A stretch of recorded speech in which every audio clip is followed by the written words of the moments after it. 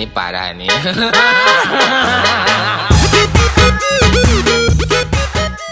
Episode 3, yeah! Alright, episode 3, you guys. I had to turn off the air pump because it was too damn loud. We're gonna go ahead and start off this episode with some notes. First of all, quickturns.shop is the website. Shop. That's the website you guys are gonna check out. That's where all the show's merch is gonna be, along with a couple other stylish options for you to choose from. It's a little early right now, but everything's gonna get better. I promise you, we're on Shopify and Etsy. So check it out. Quickturns.shop. That's the website. .shop. Yeah, so episode 3, man. Last time we were talking about like traveling. Yeah. And you know, like going on like these weird trips. What's one place that you really want to travel to? That you I want to go to Italy. I've never been out of the country, so anything out of the country. Is that because of your family's Italian heritage? Yeah, I want to go to Sicily. So technically. Sicily is like attached, right? No, it's an island off the coast of Italy. Mm-hmm. But that's like, when people say you're Italian, there's like the Italians and then there's the Sicilians. So I want to see what they mean. So I want to go with both. Sicily has always been their own thing. Yeah, they consider themselves completely different than Italy because Italy is like, it would be like Alaskans, or no. It would be like people from the Keys and then people from Florida. See, the way I feel is, it's like the Italians that call themselves Guidos and Guidas, right? I'm not one of those piss pumping people. No, that's an American thing. That's all American. But if you're talking about Sicilian and Italian, yeah, it's like they think that they're on their own things because they're their own island. Anytime you live in an island, you feel like independent about your things. I get and then the other people are like the mainland people. Like that's what the Keys are in Florida. Yeah, exactly. They're the same but different. Yeah. Same but different at the same time. Yeah. I want to check it out. I want to learn the history. It's also one of the most romantic countries. Yeah. Well, how long would you go there for? At least 10 days. That's like the minimum that you can do in Italy. Like anything less than that and you're not seeing crap. Yeah, that's what I'm saying. At least 10 days. But I would like ride a train out there to one of the cities. They say that... Which I've never done that before. That would be really interesting. Ride a train? Yeah. I've only traveled through boats and aircrafts. Riding a train is crazy. And I like private aircrafts because I ain't bougie like that. Right? I got it like that. We did a subway in New York. That's not a train though. That's a subway. The subway is like its own little world, man. Like there's some sketchy characters. Let's talk about the subway real quick. There's some sketchy characters. First of all, everybody in New York jumps the rail at one point. We were trying to look like regular city folks. Hold on. We'll get to that. The subway in New York is like its own little world, right? They have like its own little characters, its own little police force. Yeah. And if you don't know the way that things go, you're just kind of stuck. Remember the guy that came up to you? Yeah, there was some weirdo came up to me, started talking about shrooms. Yeah, he was on a really good trip. This dude was on cloud 9, and I'm just trying to figure out a way to get home. And we were bumming him out because we were trying to figure out. Our vibes were clashing. Like, dude, come on, bro, get out of here. I'm pretty sure I saw a guy take a crap right there on the steps. I wouldn't doubt that. It's its own little vibe, and I didn't know this, but I saw so many videos of people just jumping over the little thing where you pay. I thought you could just do that. Apparently, yeah, he thought that they only stop people that aren't from they only stop people that aren't from New York, because like 10 people did it right in front of me, and I'm like, oh, let me just go ahead and get one over. They were waiting for my ass on the other side of that. I kept trying to say, I tried to say something. I was like, man, that was on the last day. The last day we were in New York. We did it like a bunch of times. We were literally on the way to the airport. On the way, was it? Yeah, like we already got checked out of the hotel. Yeah. We were on the way to the airport. We were just like eating. We had our bags. We were. And that's when the guy stops me, man. It was a lady. It was a lady cop and a guy cop. They both stopped me, but it's like, damn, dude. Like of all times to get fucked up, like. And then when you're out of state and you get arrested, you have to spend like a certain amount of time before a judge will see you. Well, yeah, if you're out of state, and you get arrested, then you have to come back there for court. Yeah, but that so if you're in Vegas and you got arrested, that's like a ticket though. You don't get arrested for that. You get arrested for jumping fare? Like on No, I think you just get a ticket, but like for somebody that lives in New York, it's like $100. For somebody that lives out of state, it's like $600-700. Damn. Look, you're not from here and you're just expecting our place. Like Lilo's we have finally rules, joining we us. need you to follow them. Vegas is a city with all this like touristy attractions and stuff, so it's just like Disney World. They want people to think that it's always a good time. So if you're over here mad at a machine or whatever causing problems, they're gonna dismiss that real quick because they survive on the gambling and people staying there wanting to spend their money and You're protecting the vibe. Mm-hmm. Yeah. All right, so I got my little jacket on. I know you noticed that. You look like you just got out of the plane from New York. Basically, my biggest concern during this podcast is that people are gonna realize that how many few outfits I have. I literally only have like 3 or 4 different outfits that I could wear before it just starts cycling up again. So. And most of his stuff is like pulling out the winter gear for this dark one. colors and stuff, you know. So guys, make sure you go ahead and check out Lilo Las Vegas on Instagram. Go ahead and follow her little dachshund here and see all her little adventures. Hear about her little story. You know, she's just as much part of this show as we are. So She's gonna be having a fashion show in a couple of weeks, so just stay tuned for that. I told you that guy threw a friggin' Diet Coke at some lady at the airport. Yeah. Could you see yourself getting so mad at somebody that you launch a Diet Coke at their face? No. Now, what if somebody like cut you in line? No. Words are great. You know that? Words are great. Have you ever seen a video of the guy that hit the guy with the twisted tea can? Right across the face? Oh my god, why are people so violent? That one was like famous though. Like okay, but like everybody has to stand in line. I don't understand why people get so worked up. The stock price for twisted tea went up like overnight. That guy became famous for that. He smacked the shit out of some dude with a twisted tea can. You're really good about like reels and stuff. That's how our vines and stuff from back in the day. Vines, alright. Yeah. Talking about vines. But I guarantee you can pull up like a zillion vines right now. I'm talking about vines from 2000. Remember Vine though? Like, I didn't even have the app. Okay? you never had Vine? Oh my god. I'm old. That shit was so big, and then it just like they died. Well, no, they deleted the app. YouTube did it, killed it out. Somebody bought that shit and killed it out, and then it just became all about reels and Instagram, and Snapchat. shorts. But that was like the first like shorts format for videos. It was literally 6 seconds. Instagram was only pictures. It was 6 seconds, and people had to figure out how to advertise on a 6-second video. So that's how you got a lot of these, like, the guy would be doing a backflip or something, and the whole ad is just the shoes that he's wearing. And you wouldn't even tell. You think you're just watching a video of a guy doing a backflip, but in reality, it's like zooming into his shoes, and it's like a lot of little product placement, and there's links in the thing. But it's 6 seconds. You don't have any room to work with if you're trying to make a commercial. That's why that thing got booted and zooted. And so many careers were made out of that. If you think Logan Paul, Jake Paul, the dude, King Botch, whatever the guy that we saw in the movie, King Bach. I'm not really sure how to say his name, but the guy has a really like squinty face. He always looks far away, no matter how close you get to him. Always looks so far. Always, but those careers were made on Vine off of 6-second videos. And like I remember, it would be like. What was your favorite Vine? My favorite Vine, I can't even tell you. I had so many like random ass Vines that just take up space in my head rent free. Rent free. When he says that very, very truly. Okay, because we'll randomly be sitting there and he'll just start talking I'll about just it. randomly start quoting Vines from like 10 years ago. And then I'll have to pull it up on YouTube and so I can understand. I have no idea what he's talking about. Whenever I say a reference, like I have to show you the actual reference. Always. It's one of my favorite things about him. But it's pretty incredible that he gets so excited. I mean, you look at just like Logan Paul and Jake Paul. Those guys are about to be billionaires with this whole Prime drink that they got. They started that. That drink. Whew. You know, the Prime. By the way, why are you guys getting your kids Prime? Like, what is up with these kids and drinking Prime? Just because it's colorful does not mean it's for children. People think because it's the color of a fruit that there's like fruit in or it's healthy or something. Yo, there's like hundreds of milligrams of caffeine in this shit.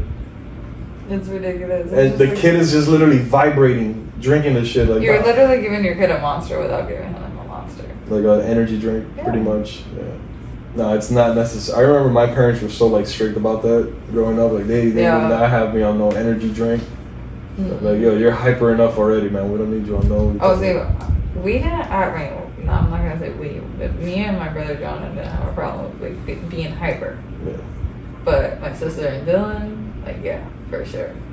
You guys were hyperactive kids. They were hyper as fuck. They couldn't have more than 3 pieces of candy without being little hyper fucks. Like, and they just like, oh my god, jumping off the walls, like just spazzing out all the time. So like during Halloween, they would literally get 3 pieces of candy out of their day, and that's all you get. And man, can you imagine like traveling with so many kids? What about like that Octomom lady? Didn't she have like 8 kids? Yeah. At once? That would be hard to travel. How the heck do you travel? Because like it's not even like one of them could take care of the other one. Nah, they're all. My cousin has twins. I don't know how she does it. To be out here with a double stroller where they make those things for a lady with 8 babies. They don't make strollers like that. They make strollers like that for triplets. But what if they did? And What if they had a stroller that they were all like sitting in a circle facing each other? That would be awesome. What? It's like a. But that's what I'm saying. Like the husband had to come up with something, because like. Even if they went to the store and bought 2, 3 strollers, you know, the 3 seats, you still got 2 kids. What are you doing with them? Putting them on your back? Like, what did they do during that period of time? Just have one like under each seat. You got a baby here, baby there. You get what I'm saying? Like, it's crazy. Oh my god. Can you imagine all the diaper changes? I can't imagine having to change 8 sets of diapers. And explosive diarrhea. How often do you have to change a diaper? Like once a day? A baby? Like once anytime a day, right? they eat their shit. Oh, so it's like multiple times a day? Oh, yeah. Oh, you thought it was once a day? I thought it was maybe once a day. No, I thought they crap like us. No, their thing's watery and... It's just a constant crap. Have you ever like changed a diaper and then it's like right back to it? Like as soon as you change it? Yeah, so Joey liked to do where you change the diaper and then he would pee in his diaper right after you put a new one on. And you'd be like, you couldn't do that 5 minutes ago? But I didn't get mad because he never peed on me, thank God. Alright, but peed on my dad. That was what my dad was, hey, sorry, put that away. The little strings coming at you. Yeah. He had him on a little bouncer on his chain. I was like, that's what you get. You had him at an angle. Bouncer? Yeah, you had him at an angle. Man, he got your ass. Gave him room to jump around. Joey would sit there and just knock out, like, just swinging away. Yeah. It would be the funniest thing. You just see his little toes dragging him. He'd be turning around. You wouldn't know, because he would still be bouncing. He would still be bouncing. He would move his little leg. And you're like, okay, he's still bouncing. And all of a sudden he turns around because he like spins around and he's like. What's your favorite like memory with Joey that you've had? Oh, so many. When he was a baby, I would always sit like with my legs like this, and he would sit right here, and we'd put on whatever movie, like especially Moana. He would fall asleep instantly in Moana. We would just sit there, and I'd sleep like this, and he would sleep right there. And we just cuddle all the time, watch movies, and it was just like great. Yeah. You know, he just chilled, and he always had his little like Zoolander look. My favorite memory was when this kid wrestled an alligator. Oh yeah. When he got to hold the alligator and stuff like that. Like he's if there's one thing that we could say about Joey is that he's always about it. You know what I mean? He might like hesitate a little bit, but he'll do it. But he's about it. Yeah. You know what I mean? So that's one thing. Like it doesn't matter whether we're moving from spot to spot or waking up really early before the crack of dawn. Like he's always he gets just it. He understands. He's there. He's always about there for the trip. Yeah. For the adventure. Facts on that. So shouts out to Joey if you're watching this. Which you will be.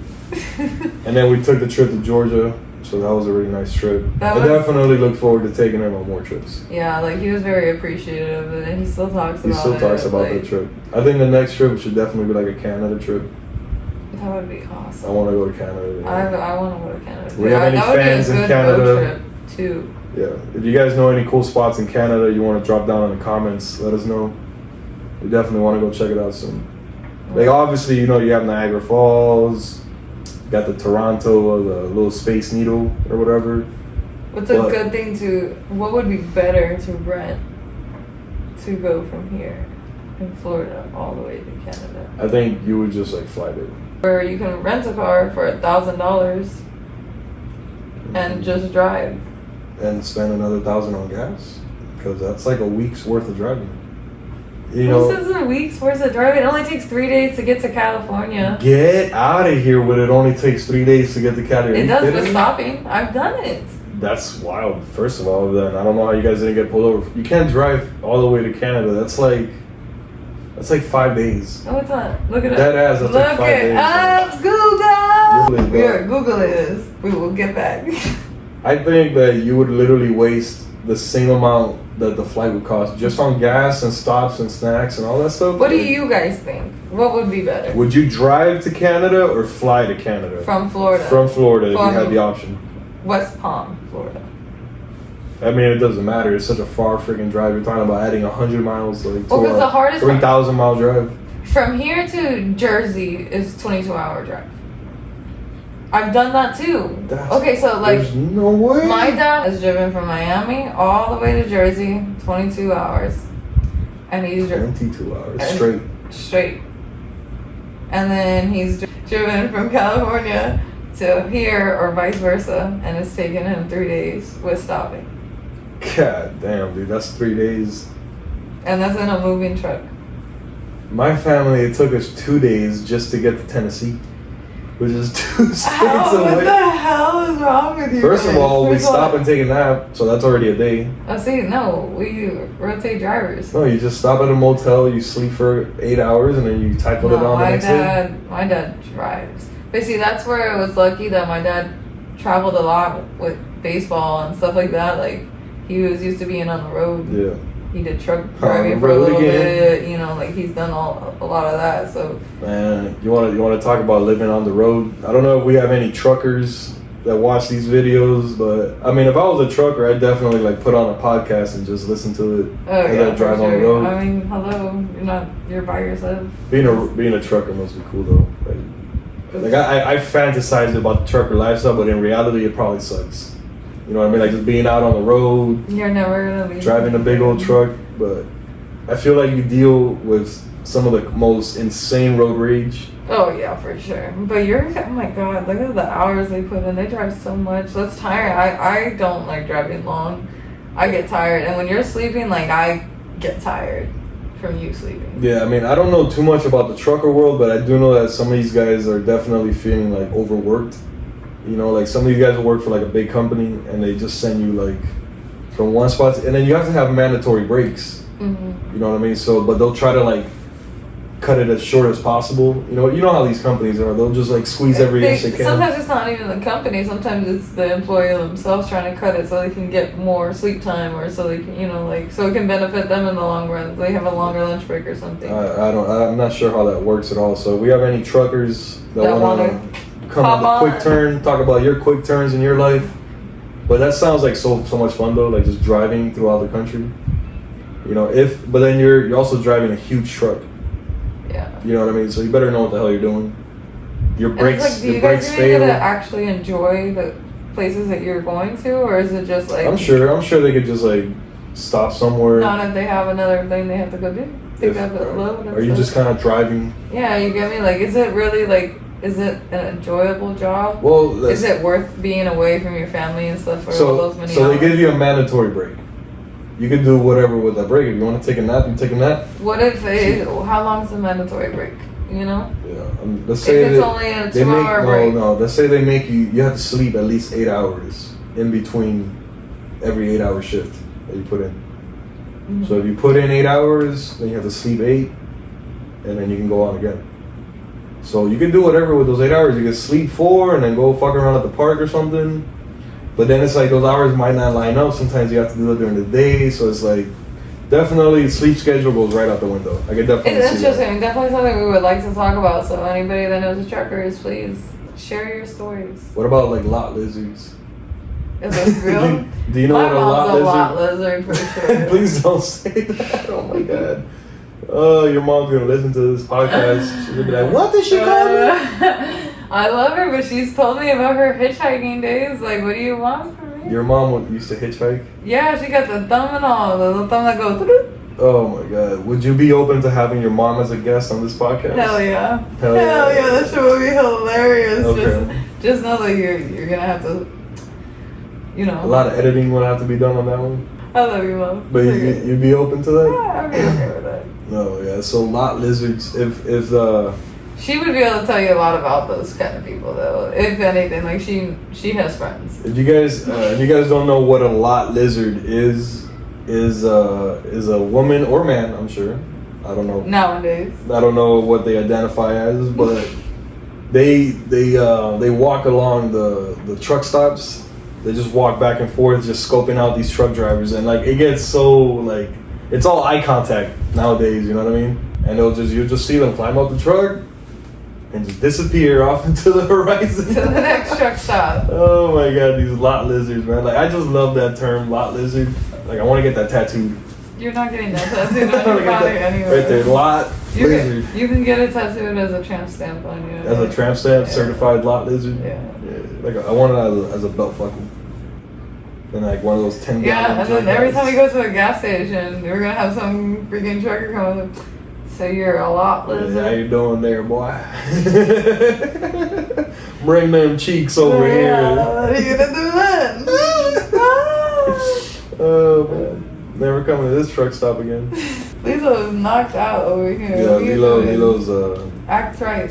speaking You're on this TV. podcast. You're on TV. Let's go, man. People are paying good money for this show. Speaking of Lilo, do you remember the time that she ate an entire chicken drum?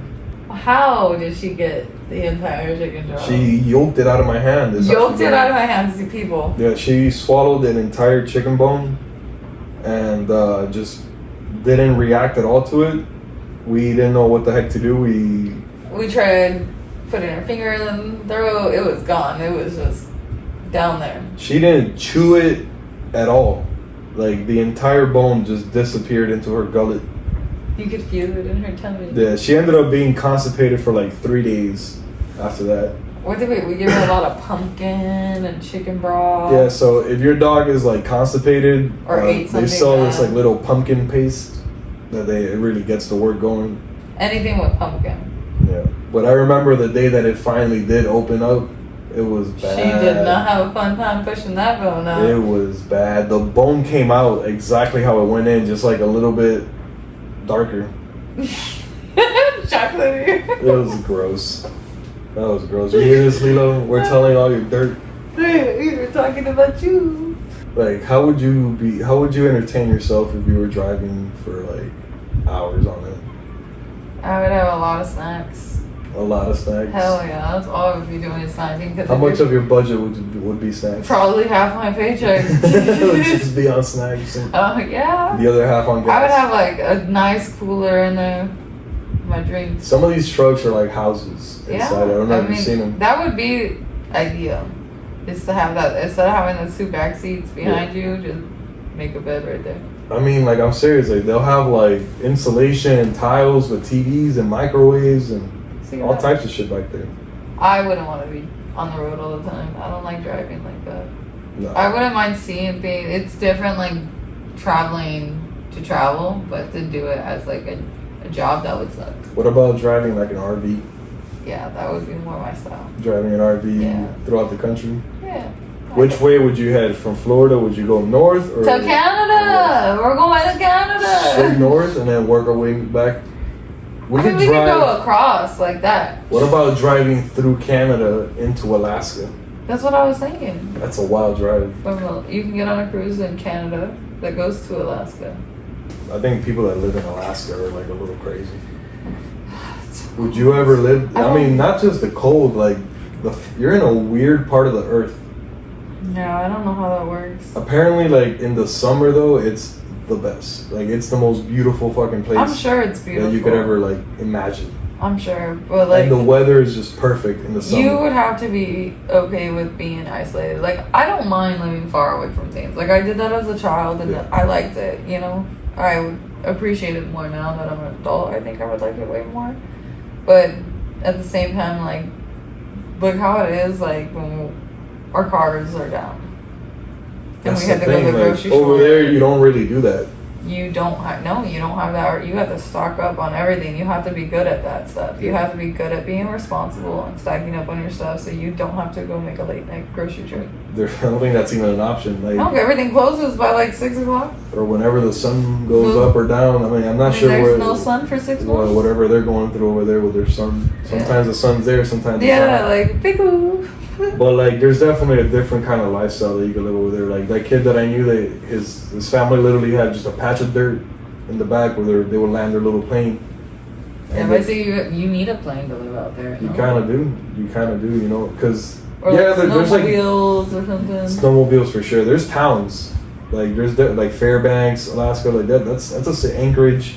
Those are all like cities that are established. That's it.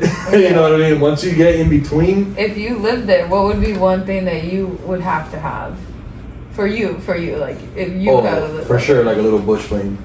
A plane? Yeah, a little fucking. See, this is why I'm glad like we're together. You would get a plane, and I would get doggies, snow dogs. Snow dogs. Mush. I think you're confusing Alaska with Antarctica.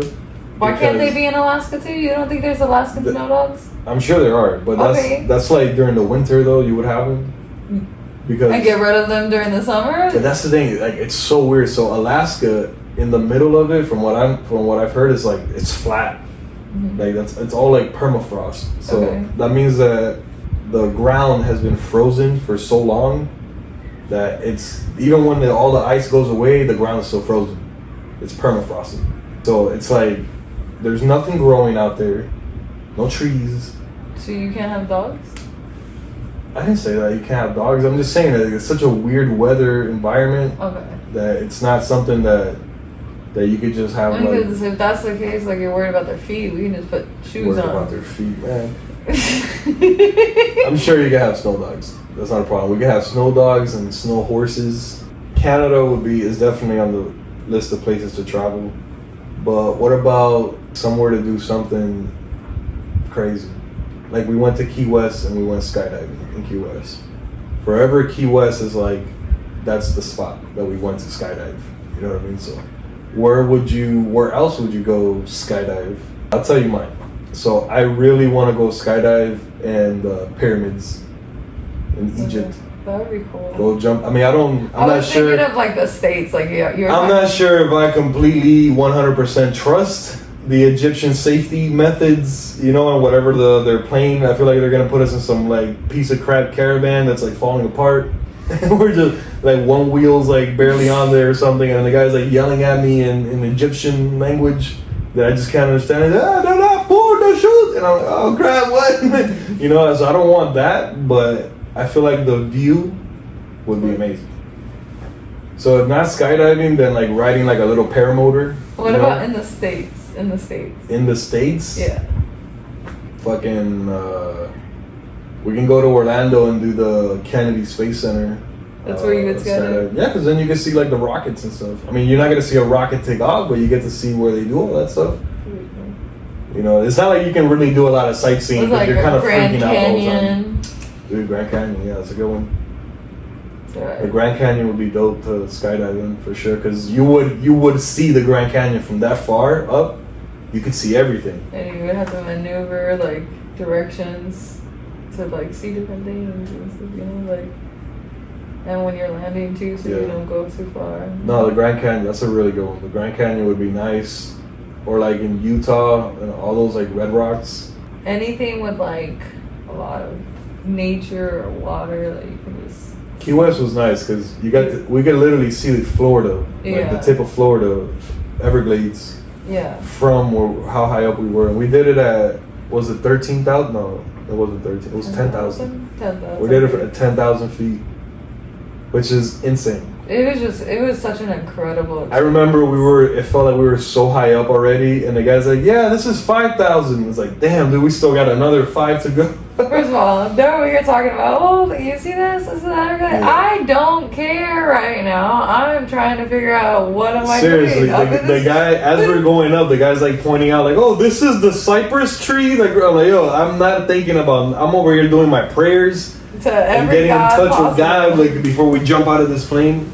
Okay, I had every stress line possibly known to mankind. Right? I look like a little 80-year-old woman. It's breathtaking. If you guys are out there and you're wondering, like, is skydiving worth it? It's worth it. You think so? Yeah.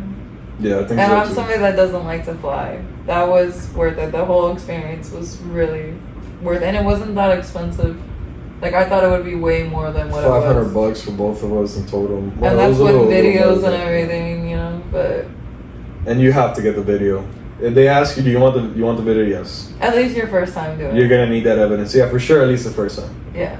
After that, maybe not, but... I'm telling you, after you do it once, you're going to want to do it again. It's crazy how, like, immediate it was. Like, after we did that, it felt like we were on top of the world. Yeah. Like, you really get a different perspective on life.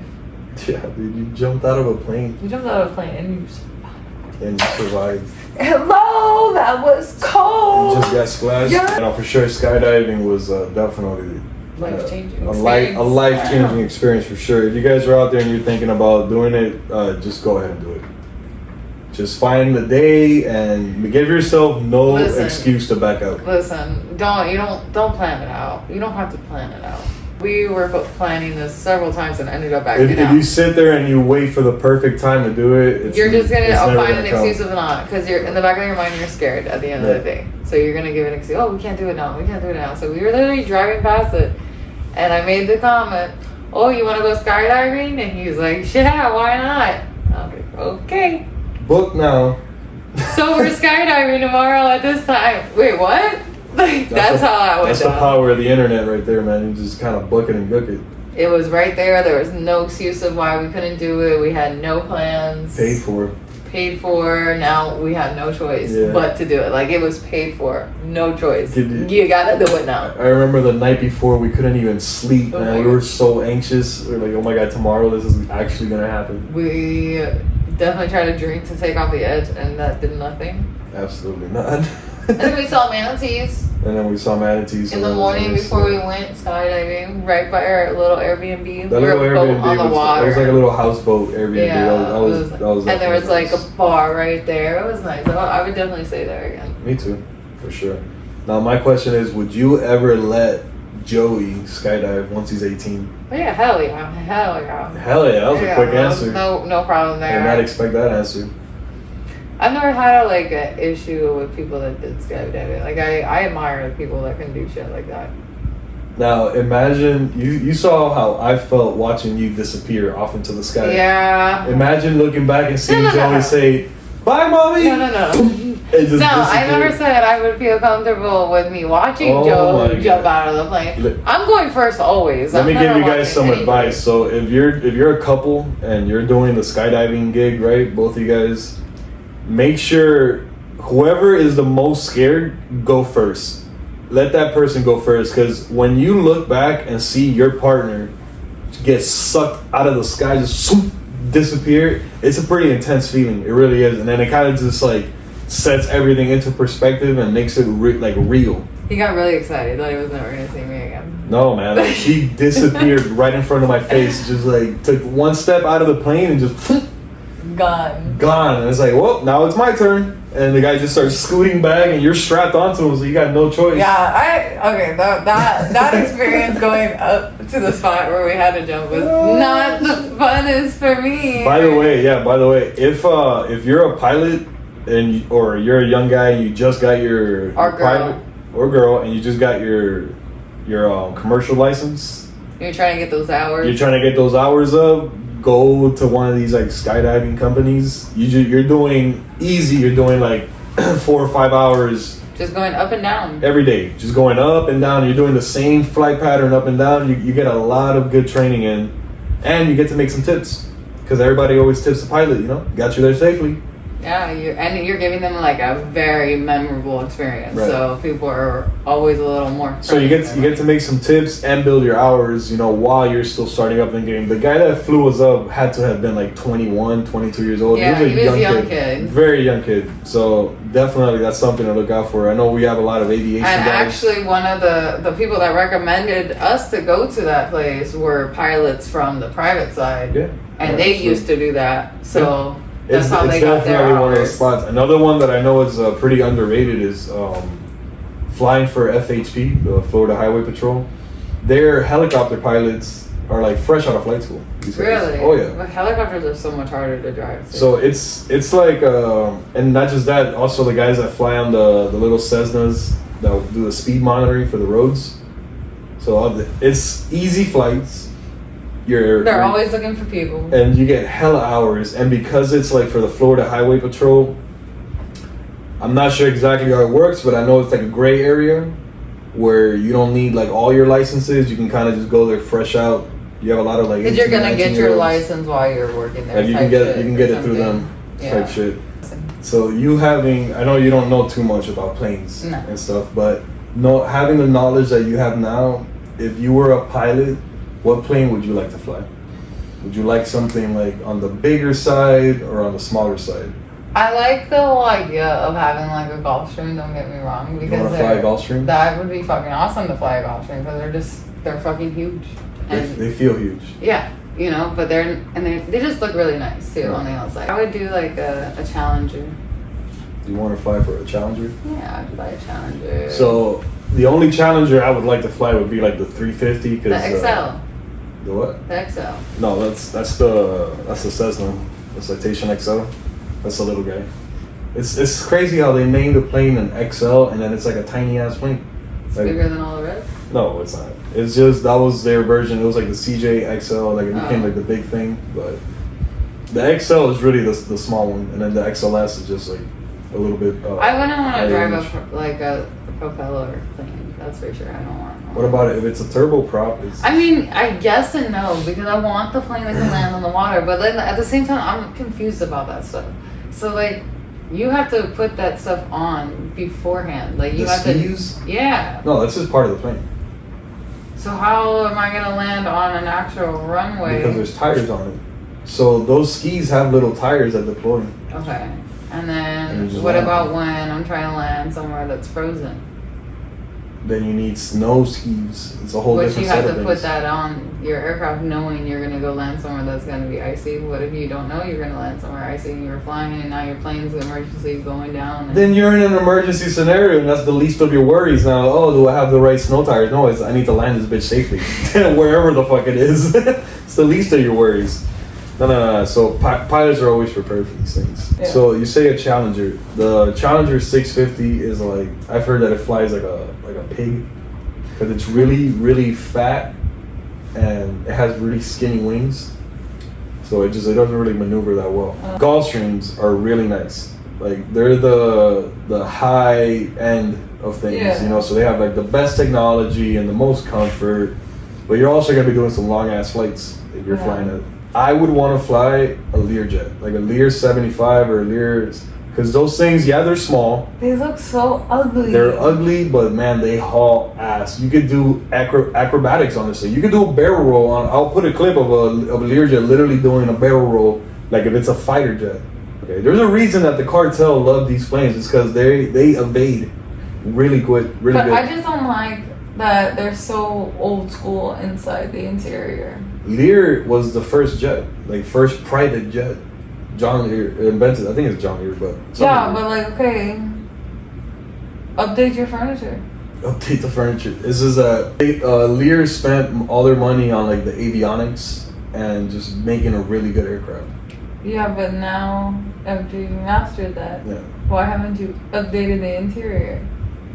They have though. You have like the brand new Lear 75s and stuff. They look so old though. They look like they're brown interior, and it just looks like you're in an old lady's house. No offense to old ladies. That's true though. I'll give you that. A Learjet interior looks like an old lady's house. An old lady's purse. For sure, an old lady's purse. You're gonna find a little mint somewhere, a little pocket candy. Yeah, you know, it's an old lady's purse. That's all I saw. Like anytime like the door was open, that's all you see. You know which one's really nice though? The new Global 7500. Yeah, those are really nice. That shit's got a full size bed in the back, like everything, a bed. It's got a bathroom. I think it's got 2 bathrooms. It's got a whole area, like living room area. It's got a whole galley, like bar. The only bad thing about that plane is that the luggage compartment. It's not even that I had to get on my toes. It's like it was so uncomfortable. It's like I don't know how they expect these guys. You need a belt loader. You literally need a belt loader if you're gonna be dealing with that plane. If you're lifting any kind of heavy bags, like the pilot has to come down so far to reach. It's a safety issue, really. So that's keyword. That's keyword right there. So that's definitely my bone to pick with the Global 7500. It's such a nice aircraft. Like, it looks really nice, but wow, dude, that luggage compartment, you got to be on your tippity toes just to reach it, you know. And then you know how these bags are. There's no weight restriction. Yeah, you're not lifting these bags. It's not like you're flying through American Airlines and you get 50 pounds. You better not go over. They're gonna charge you normally. Like, these people will pack stuff their fucking life away in these suitcases. They'll put rocks in that motherfucker just to see if if you can lift it. It's freaking nuts, man. I've lifted some heavy ass bags. Yeah, and you did a lot of sports. So that's the thing. So I also worked like charters. You know, I worked charters, and we did charters for the soccer teams, for the NBA teams. He was doing this a lot when COVID just started. So they had all the games were going on in Orlando where he was working. So all the traffic was coming into them. Exactly. So during COVID, everybody shut down. The whole country shut down. The only place that was actually doing sports was Orlando, and they had the sports complex. They call it the bubble, which is they were doing every sport there: NBA, soccer, UFC, and all that crap. So everybody was there. And those teams were flying in from all over the country just to train there and do their shit there. Because it was COVID, nobody wanted to share gym equipment. So these people were literally bringing in their whole gym. Like, dumbbells. Everything. I remember I was lifting one of these bags. I'm like, why is this so heavy?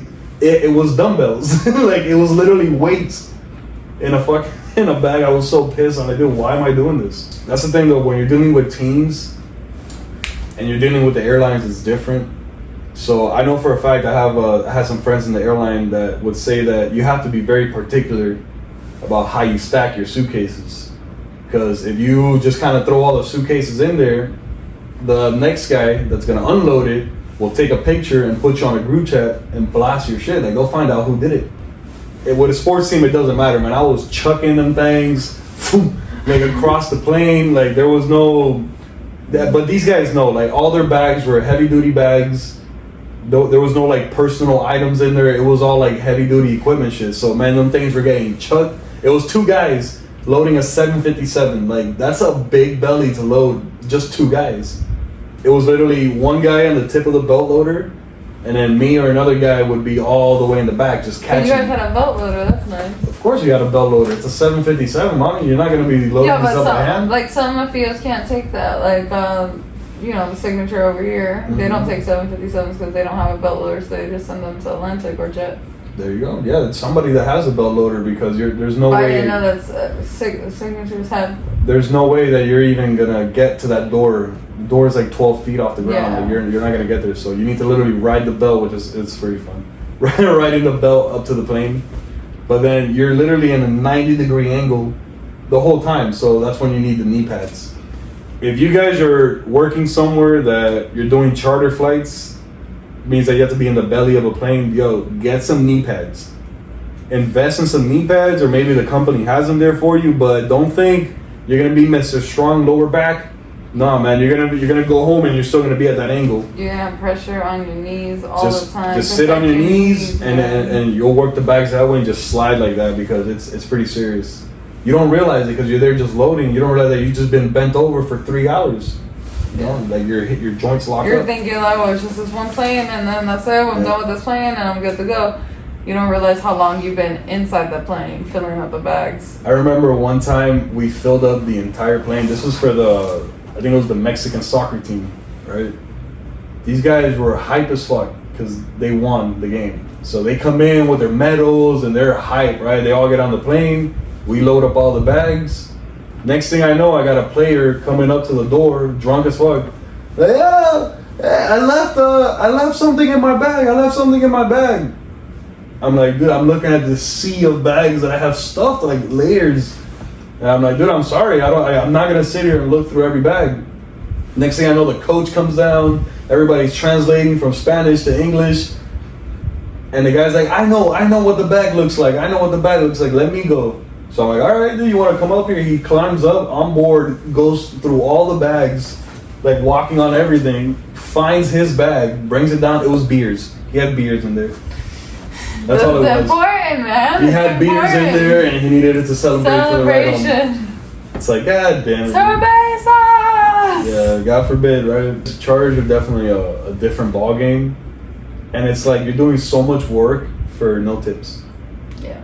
No tips. You're hoping that the crew from the plane gives you like the extra snacks that the players didn't eat or something, but no tips.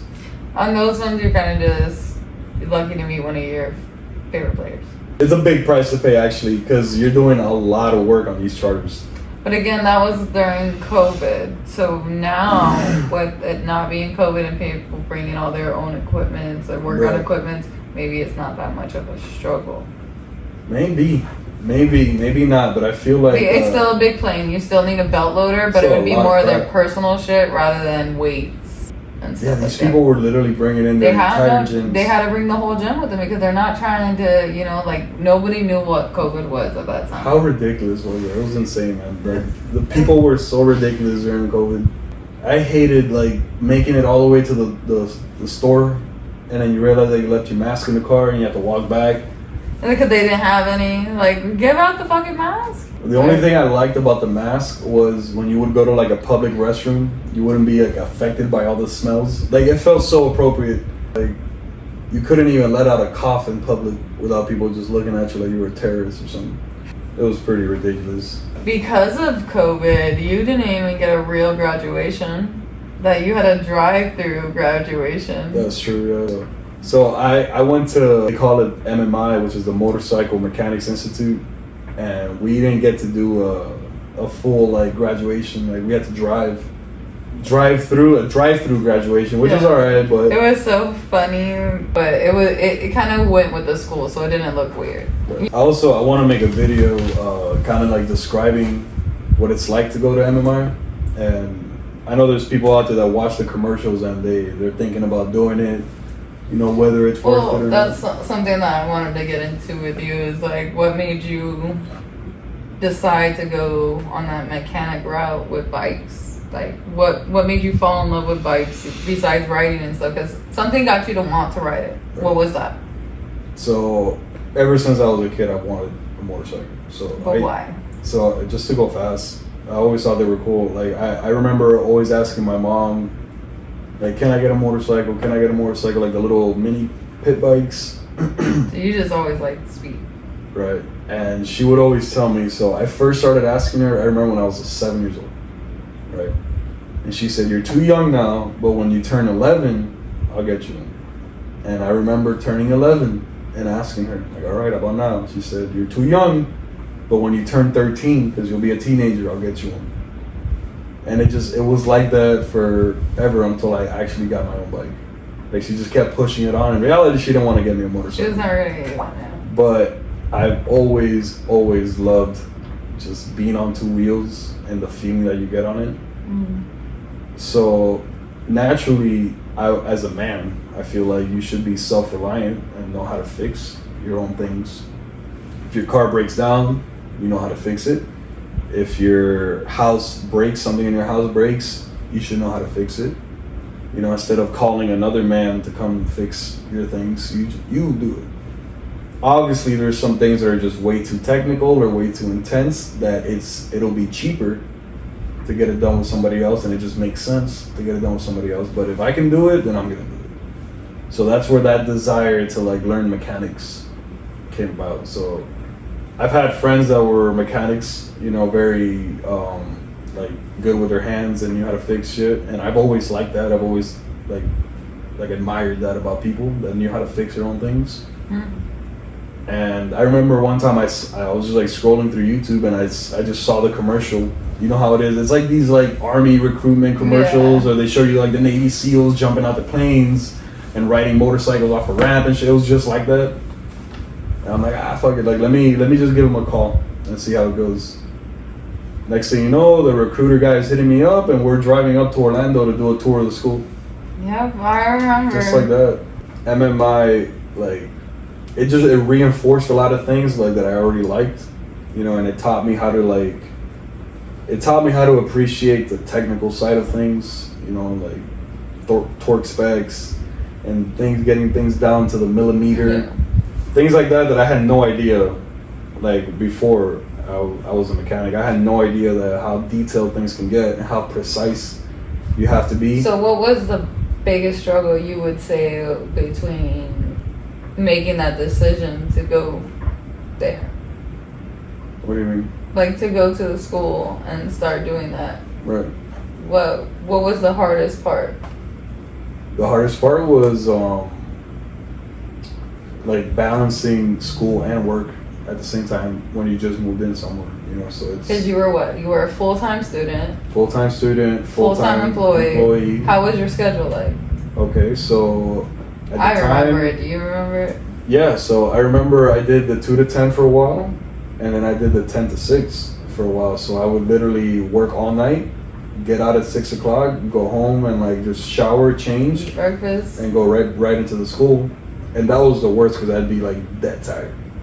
I would literally be like dead tired in class, just like falling asleep. Like what the hell? Like I'm not intaking any information right now. So that's definitely where it helped to that you keep all the books and take notes. Like I took so many notes about everything. You know, I wrote down everything that the guy was talking about. I put my phone down to record the voice, and then I would go home and write down the stuff that he was talking about. Definitely that was difficult, balancing work and school. Like, he wasn't home more than 2-3 hours at a time, and then like if he was home longer than 2 hours, he was sleeping. Yeah. Because like I would have to wake him up, force him into the shower. Like, come on, it's time to go take a bath and shower. Like, oh, come on, it's time to eat. And it would be like a struggle to get him out because he was just so tired. Man, I drank so much Cuban coffee during that time. Like, I was literally living off the Cuban coffee. Your parents helped out so much. Your mom like made so many meals because I was new to cooking, and she freaking helped out with just having like just my luck. prepared. I got the one Italian that can cook. Wow, I didn't say I can't cook, but he doesn't eat fucking pasta every day. All right, I'm used to pasta every day. You know what this man wants? He wants some grease, but I didn't know how to make that crap. Wait, how do you turn the rice brown? I didn't know. How do you turn the rice brown? Oh my god. Yeah, we're definitely gonna have to have some cooking lessons with Mandy here. Yeah, I know how to do it now, alright? I can make the yellow chicken and rice, the corn grease that I didn't know about. Let him know, baby, let him know. I can make steaks, I can make chickens, I can make chicken soup. Chicken soup, arroz con pollo, all that. Arroz con pollo. And you knew this when you got with me that I already liked motorcycles. Were you worried about one day getting on a motorcycle? And when you finally did it, what was that like? And I was worried about that because I ran into on a scooter. It locked up on me and I freaking ran straight into a parked truck. Had to pay for that. That was great. So you have PTSD when it comes to motorcycles. So the first one that we got on together. Motors. The first one that we got on together was the 1000, right? That I bought, the CDR 1000 at the time. And I remember you got on it. Did you have a helmet at the time? I think I had you the helmet with no visor, right? No visor, yeah. No visor, so you're getting just straight wind to your retinas. To my retinas. That night we hit 155. We went 155. That was the first time, like, okay, so like I've been on a bike before that. Right. And that was with my cousin Joe on his Harley. But like we just went like on a 5-minute thing. I guarantee you weren't hitting 155 on a Harley. No, we were just cruising. He was showing me around the area, you know, and stuff like that, just so I could get a feel of the bike. You know, we're just chilling. But it was like up the street and back. Okay. You know, like we went a couple blocks. Not like riding on the highway. No, like we went riding on the highway, cars. cutting through cars. He tried to make me touch a truck.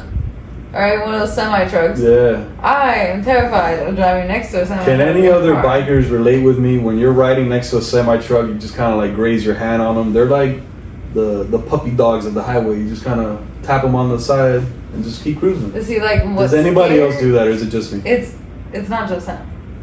What scares me about bikes isn't necessarily the bike; it's everything else around you. Right. So when you do get your own motorcycle, how are you gonna feel about that?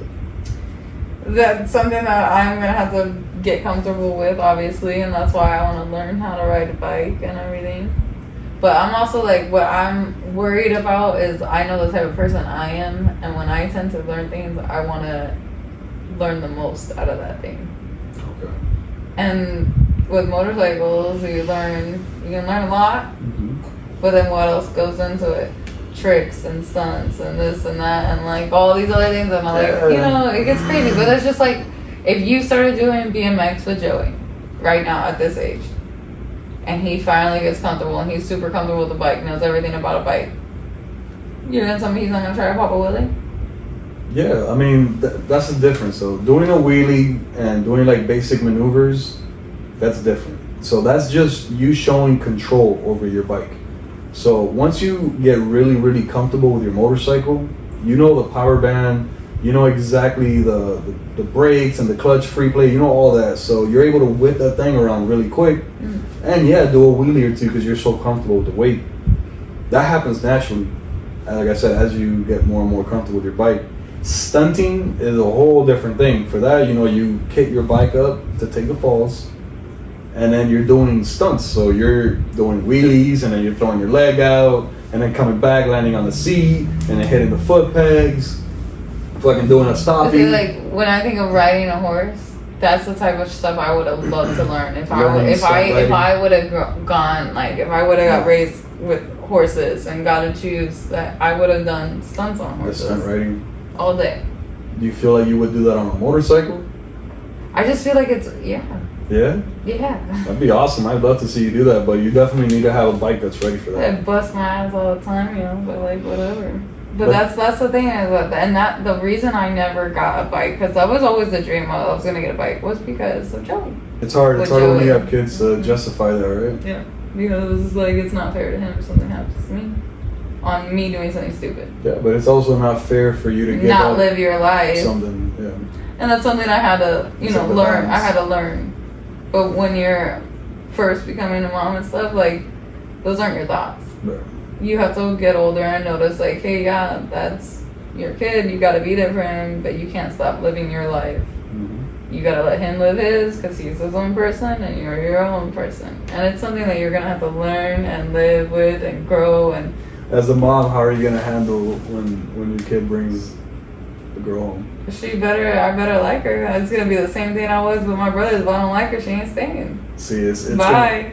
for me, if Joey brings some chick home, I mean, it's gonna be like I'm gonna dap him up or whatever. But if it's Yeah, if you're it's our gonna dap daughter, up and you're gonna get smacked over the head by me. if like, it's our hold on. daughter, and then it's like she's bringing some guy home, then you're gonna get a whole different rod. I'm coming out in a wife beater, holding a pit bull that I don't know where we got a pit bull from, but I'm gonna rent out a pit bull just for the appearance. It's gonna be a whole thing, but that's definitely the difference between Dap 'em boy up. and girl. I'm gonna smack you over the She's head. still on the dap 'em up comment. Yeah, where you dap him I'm gonna up. dap the little man up. Like, that's right. That's what we do out here. You know what I'm saying? Yeah, that's what we do out here. That's what So we do out here. you're just bringing women home now? I brought you home. Keep I going. brought you home. You're treading a If very thin line right now. Keep Listen, going. I ain't on thin ice, but I'm on ice for sure. It's so funny to me when people that are not from Miami tell you like, "Oh my God." Remember when we were moving to Orlando? They were like, "Oh my God, the traffic in Orlando is crazy." Like, what? They talk so much. These You're people gonna have hate the traffic. These people have no idea what real traffic is. Like maybe only like New York was. I get that. That was bad traffic. Yeah. That was like it's impossible to move. You need to be on the subway. But Miami is something else. We were in that car for a long time to there. When it comes down to like traffic and just the chances of you not making it home are so high in Miami. Especially this little town called Hialeah, this little city. Hialeah, Agua Fango y Factoria. It's a little Cuba. It's North Cuba as they call it. It's you're like in another time zone when you're driving through that place. There's people that have never driven a car in their life. They come to this country and they got a license right there with a car. My favorite is the park anywhere lights. Yeah, they got the park anywhere button, the hazard lights. It's such a dangerous area. And they just jump out. When you move to Hialeah, your insurance premium goes up by so much. It's insane because they know what's gonna happen there. I would not want to ride a bike in Hialeah, that's for sure. Riding a motorcycle in Miami is definitely dangerous.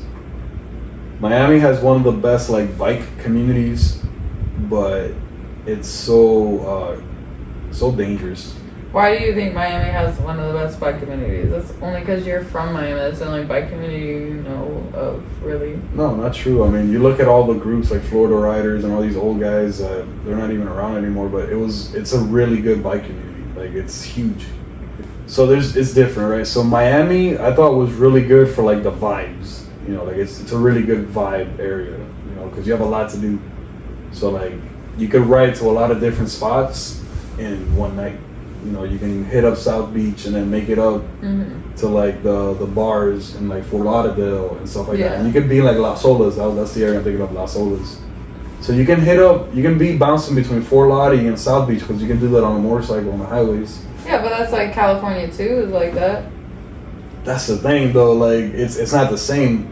It's not the same. It really isn't. So I can't really compare it to anything. Like the vibe riding a motorcycle in Miami is that it's so dangerous that it's fun. That it's really fucking fun. Like in Orlando, it's an older community. It's a more established community. Like they have Daytona Bike Weeks every year. Like they're used to that amount of bikes coming through there. So it's definitely the better bike community as far as like being safer, and it's more established and more respectful, and you're gonna just have a better, safer time for sure. But that Miami vibe of like just doing the sketchiest shit, zooming through, getting chased by cops, like it's like Grand Theft Auto. It's literally like you're living Grand Theft Auto. So it's good in small doses. Obviously, now that I'm older, I see all these other things like just enjoying your motorcycle and going the regular speed limit, you know, and knowing how to ride. And I mean, I'm not saying taking anything away from like speeding and maneuvering through stuff. Like if you're good at rider, you're a good rider, you know. Like, it was just the adrenaline rush of it. That's all it is. Yeah. It's the fact that you would literally. But that's why you think Miami has the best bike life. Let me tell you something. We would literally go out and get chased by the cops, run away from the cops, and then go back to find those same cops that we just ran away from, tease them again, and then just run from them again. And we'll just rinse and repeat. Because when you're that much faster than them, you know, it's not really fair. But that's how like reckless it was. I wanted to be a cop at some point in my life, so I don't agree with these tactics. That's just, like I said, that's just bike life shit, man. Like you're a young you're wasting kid. my time when I could be saving somebody else's life, you know. That's not true. I mean, you don't have to chase. What do you mean? You don't have to chase me. Oh, I don't have to chase you, but I have to make sure it's safe for everybody. You're saying if you're a cop right now, yeah. right? Yeah, I mean, just don't chase me. Just don't chase you, but you're doing something reckless. I gotta make sure everybody's safe. It's my job to chase you. Right, but the thing is, so now you coming back. By you trying to chase me, you're gonna make it unsafe for everybody else. Because I'm just cutting through traffic. Cool. Now we got a car cutting through traffic. So I gave up, but now you came back to harass me again. Right. Now you're a serious problem because you're coming back to harass. No, well, yeah, I'm not. Okay, I didn't say I wasn't an asshole. All right. Like, that's what it's obviously a young. Can we repeat that? He doesn't say that too often. It's just a young kid, reckless shit to do. Yeah, I get it. And that's what I found so fun about it. And trust me, I have no shortage of bike life stories. I look back on those years like, one, I'm glad I survived. You know, with minor injuries. Survived. With minor injuries. I'm glad I survived. She's changing the pages over here. She's trying to move on. She's trying to wrap this up. So I'm glad I'm definitely glad that, one, I survived, and two, I got to enjoy a little bit of like that old school bike life feel, because now it's different. These cops are so freaking crazy. Like, these cops will run you off the road. They'll tackle you off the bike. They're being just as reckless now. It's pretty bad, man. And that last experience that I had with the motorcycles, you know, like I don't need to go back to that for sure. He's been on a motorcycle since his bad times on Yeah, I mean, I've had, like he said, he's grown up as well. Listen, there's a very well-known saying in the motorcycle community that everybody needs to know if you're getting a motorcycle. There are two kinds of riders, right? There's riders that have fallen, and there's riders that are going to fall. That's it. If you have a motorcycle, you will at some point fall off that motorcycle and you'll get hurt. There's nothing you can do about that. It's not a matter of if, it's a matter of when. Yeah. Now, are there things that you can do to, one, make it so that when you do fall, it's not that fast? And when you do fall, you're better protected. You know, you have your helmet, your leathers, all that stuff. Yeah, of course, there's like steps that you can take, but it's gonna happen. You're out there, you're faster than everybody else. you're a sliver in somebody's mirror. You know what I mean? Like you're very, very low visibility when you're on a motorcycle. So you're gonna run into somebody that didn't see you or something like that. So you have to be prepared for those moments, and that's why they also say don't dress for the ride, dress for the slide. You know what I mean? So you want to be prepared for that. There's a lot of like guys that think it's cool to ride in a tank top and shorts and flip flops. It's not a beauty con. There's girls too. And the girls are the worst at it because they feel like they gotta show off or something. Yeah, that they'll they're be a out chick. here in their fucking lingerie and shit on Like bikes. wearing lingerie on a more like wait Yeah, till but you're. you guys aren't complaining about it either. Nobody's gonna complain, but who is Yeah. when they fall off the bike and now they're sliding through asphalt and they have Good. nothing Well, that's what protecting they them. thoughty dots asses can get their thoughty dot street marks all up on them. The road rash. Good. I don't agree that women should be dressing in lingerie to ride fucking bikes. I'm Me sure neither. I'm sure you guys don't complain. You love looking at it, but A, it's not safe. B, you're not out here in private land or anything like that. There's little ones around and shit like that, little and kids. you're got stuff flying around and shit. Like, we don't need to hear your shit whistling through the fucking window. Okay? Calm down. I like that. We don't need to hear it whistling. Is there an air leak? I think for sure women are more guilty of that. Oh, for sure. But and that, like, again, Like, I get it. They wanna look look cute. hot. You Yeah, want to they look wanna hot. I look get hot. it, but there's so many ways you can do it. You don't. I get not So wearing a what full would you leather. recommend for a girl that wants to look girly and still have a motorcycle? A half tee works. You can wear your jacket over it. You can leave your jacket hanging on your bike afterwards. You have a bag. You can put your jacket in your bag. You can still look cute. You want to wear a dress? Cool. Put leggings on, leather leggings on underneath. When you get off the bike, take them off. Leather leggings. It happens. Yeah. And then you take them off, and then you're in your dress. Like, what's so hard about that? If you're having a motorcycle, you should always have some kind of extra clothing in your bag regardless. Right. Because shit can get caught and rip and tear. Yeah. No, I mean a lot of these girls do it for like the attention of it. And But again, you have a bag on the back of your thing. Put it. At put the it end there. of the day, you're still on a motorcycle. I get it, like, okay, I hard. get it though, like, going to Miami, and you're in Miami, you wanna look your hottest and whatever. So, on the drive to Miami, be protected, Yeah. change, and then cruise on your motorcycle. That's fine. But to drive down the highway like that, you're only gonna hurt yourself at the end of the day. Like, you're gonna kill yourself if anything happens. If you fall off that bike, you're dead. There's no answers, oh, she made it. No. If you made it, you're a vegetable. You turn into what's called a meat crayon, Yeah. or you just paint the road with your skin color. It's like, dude. The only way I could see that being cool is if like you're doing like a photo shoot. A photo shoot, you're doing stunts, but again, you're Yeah. not on the highway around Yeah. all these cars. Like You're a warehouse isolated, parking lot or yeah, something. or like a street that's not busy right now or something. Like, it's different. Most of these girls don't even want to wear helmets because of their hair and stuff. Like, put a hairbrush in your dampers and some leave-in conditioner. It's a wrap. When I rode in the MLK ride out, this was in 2017. These guys were coming from Chicago, riding their ATVs and dirt bikes, not wearing no type of helmet. These guys didn't care about nothing. And I literally saw a kid go down, not like 3 bikes away from me, and he was doing maybe like 35 miles an hour. Doesn't matter, you got other people It around. wasn't nothing, yo. And he literally like his ATV was damn near 12 o'clock, and he just lost it and went straight back and just cracked his head right there on the highway. I had to keep on riding, but that day, 5 people died on the road. Not one of those 5 guys had helmets. Like, this shit is serious. When you fall, you can't help it. The first thing that's gonna happen is your neck is gonna get whipped, and you're gonna hit something.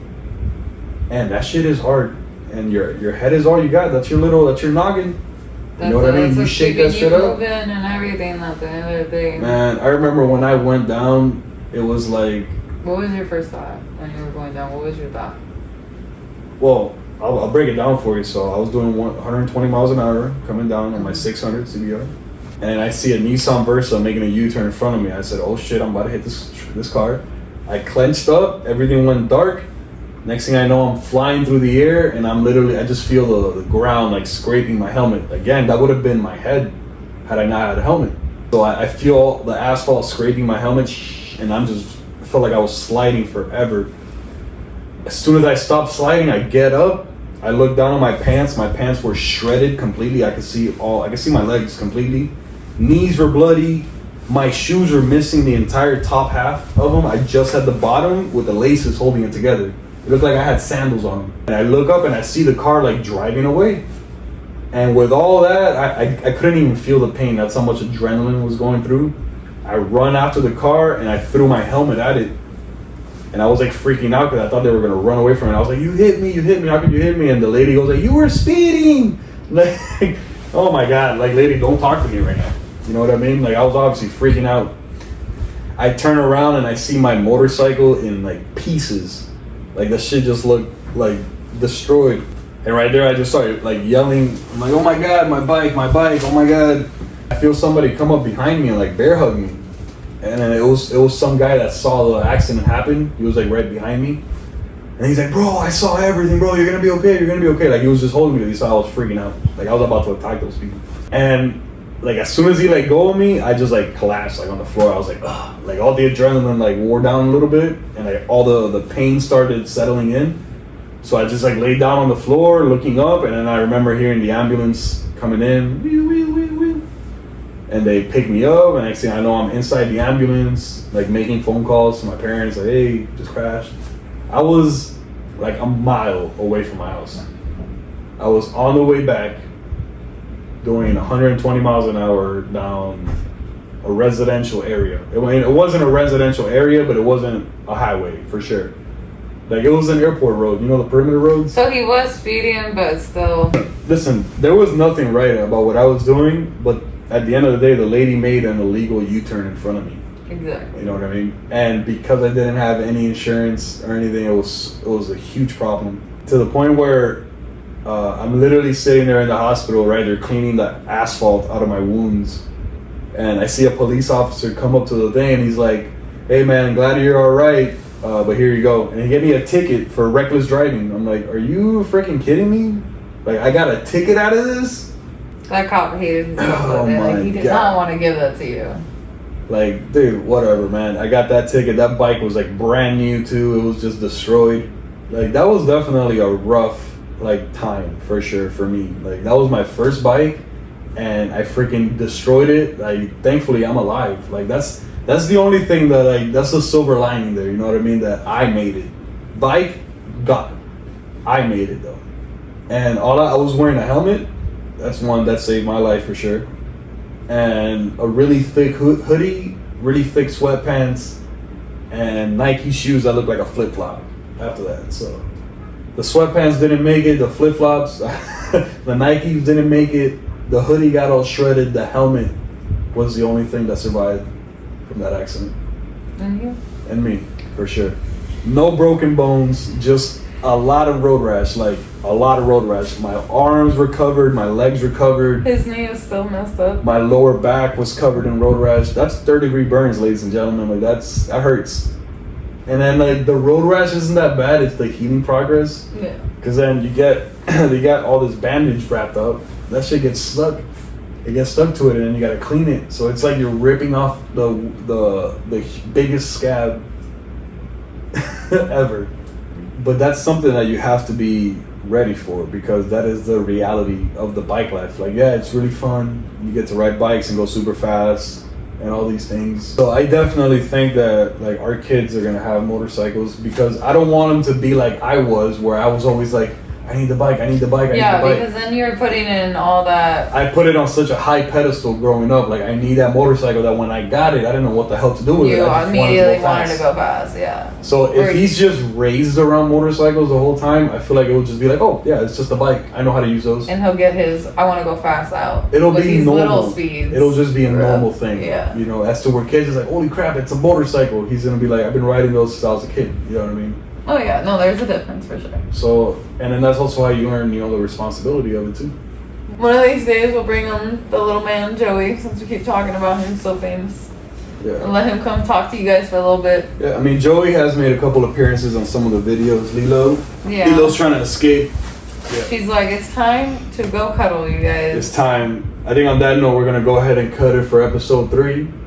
That was a good one. You know, we talked about motorcycles and stuff for a lot of it. Yeah, it's getting better. It's getting better and better. We're flowing better and better. So, episode 3 in the books, ladies and gentlemen. Lilo.